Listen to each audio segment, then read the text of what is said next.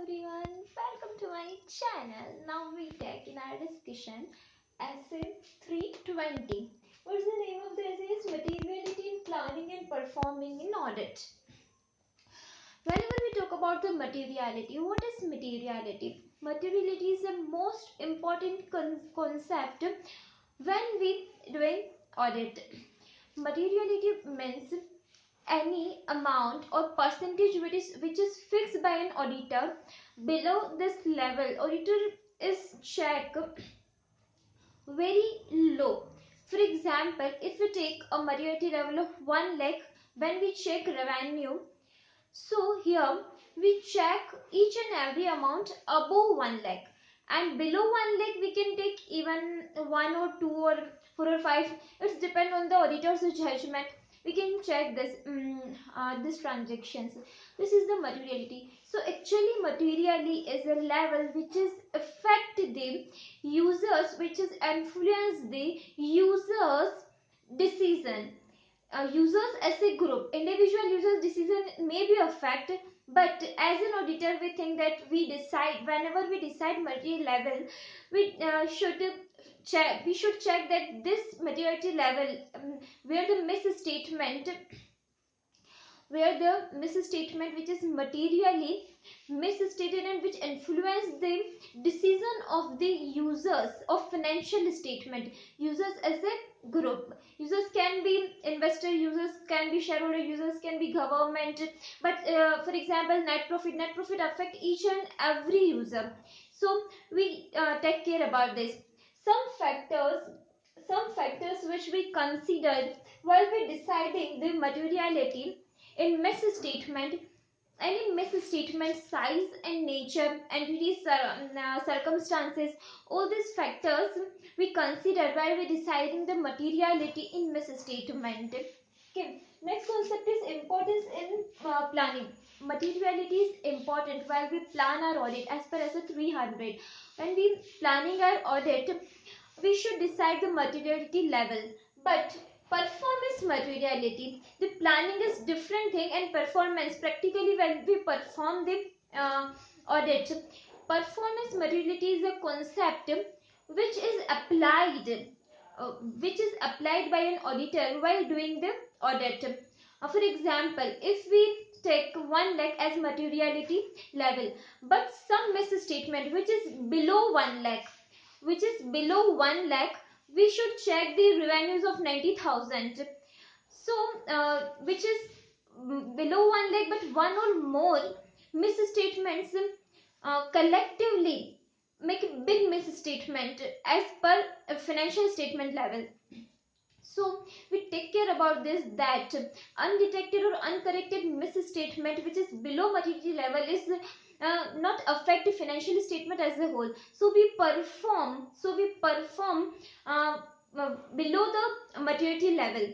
Actually we decide a maturity level in planning, but we can perform if there is likelihood of misstatement, there is a possibility of misstatement, then we perform, we check small amounts which is not above the maturity level, but we check this because there is some misstatement, and this is small misstatement may be a big misstatement which affects the user's decisions. Okay, this is the performance materiality. Okay, the importance of the materiality in conclusion reach and determination of procedure. While we decide, if we identify the material misstatement, accordingly we determine what the risk assessment procedures, where the further audit procedure we should apply. So materiality concept is very important while we doing audit. Okay, when we reach on conclusion, then also the materiality is important. If as an auditor we say that as per our opinion, as per collected sufficient appropriate audit evidence, the financial statement is not materially misstated. Never any auditor write in his audit that financial statement is free from all misstatement. We always write that financial statement is free from material misstatement. What is the difference between the two sentences? If any person says that I'm sure she likes me.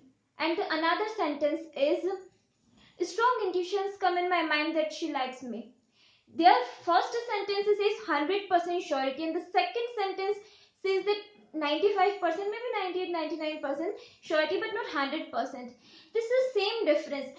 If any auditor write that there is no any material misstatement, that means it is each and every small misstatement is also considered auditor. But actually, auditor considered only material misstatement, and accordingly he provide his opinion. Okay, so materiality is a big concept while we making our opinion. While we say that the financial statements are materially not misstated and prepare as per the financial reporting framework. Okay, so it's also important in determination of procedures, conclusions reached, performance materiality we already discussed. Now materiality and audit risk relation is inverse actually, because audit risk, what is audit risk, I discuss now. Audit risk is the combination of risk of material misstatement and detection risk. Then what is the risk of material misstatement? Risk of material misstatement is combination of control risk and inherent risk. Control risk and inherent risk. Then what is control risk? What is inherent risk? First we discuss what is inherent risk.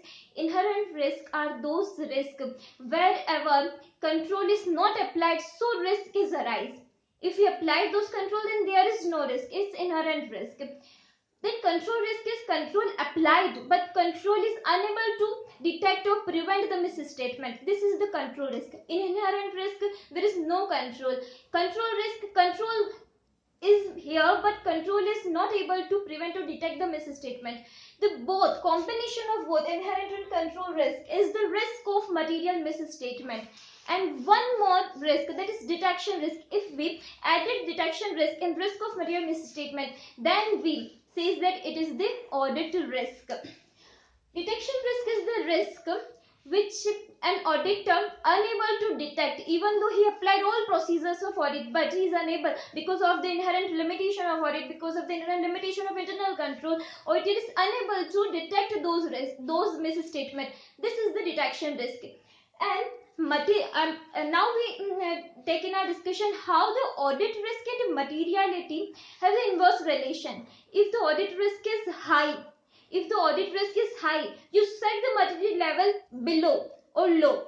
So, for an example, if we see that there is a possibility of a misstatement is high, then we check small amount also, or we set our materiality level below which we and if there is a materiality of misstatement is low, then we can check more than 1 lakh revenues, even though we check more than 2 lakh revenues, because there is a risk of material misstatement is low, so you set the material level as high. So this is the relationship between the materiality level and audit risk. Now we take in our discussion the benchmark in materiality. Use of benchmark in materiality.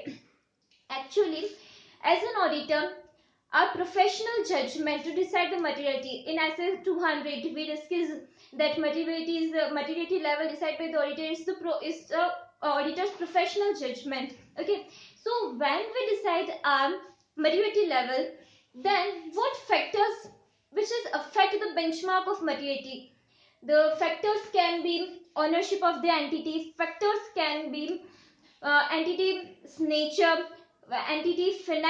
financed by equity or financed by debt, debt equity ratio. If the entity financed more debt rather than equity, then there is a claim on the earnings, then there is a claim on the profit rather than the asset, so there is risk which is high, so material level should be low. So it's also a factor which can affect our benchmark when deciding the materiality. And the factors can be relative volatility. If the entity which have the volatile nature, then also it affects the benchmark while we decide the materiality level. Okay. Then revision of materiality. Obviously, planning and materiality, these two things is continuously can be changed while we're doing the audit. We fixed everything, but circumstances and any unusual events arises, any situations arises where we need to revise this materiality level. If you revise the materiality level, then there may be a situation you can revise the performance materiality level. Okay, so revision of materiality is depend on the situation, circumstances, unusual complex transactions which arises.